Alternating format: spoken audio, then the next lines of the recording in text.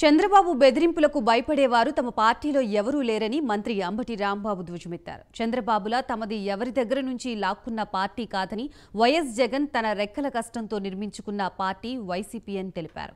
Pawan speech అంతా చంద్రబాబు ఇచ్చిన స్క్రిప్టేనని విమర్శించారు.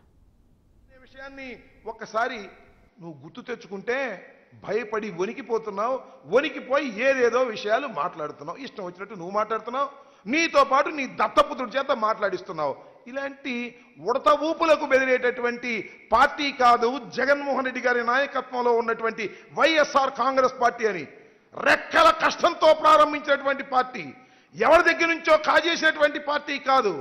జగన్మోహన్ రెడ్డి గారి రెక్కల కష్టంతో ఓదార్పు యాత్ర చేసి, పాదయాత్ర చేసి, రాయి రాయి కట్టి బిల్డప్ చేసినటువంటి రాజకీయ పార్టీ వైఎస్ఆర్ కాంగ్రెస్ పార్టీ తప్ప ఎవడి దగ్గర కాజేసిన పార్టీ కాదయా చంద్రబాబు. ఆ విషయం నువ్వు తెలుసుకోమని ఈ సందర్భంగా నేను మనవి చేస్తున్నా. కౌరవ వధ ఒకసారి డాక్టర్ వైఎస్ రాజశేఖర రెడ్డి గారి చేతిలో జరిగింది, మళ్ళా జగన్మోహన్ రెడ్డి గారి చేతిలో జరిగింది, మళ్ళా ఈ కురుక్షేత్ర యుద్ధంలో కౌరవ వధ జరగబోతుంది.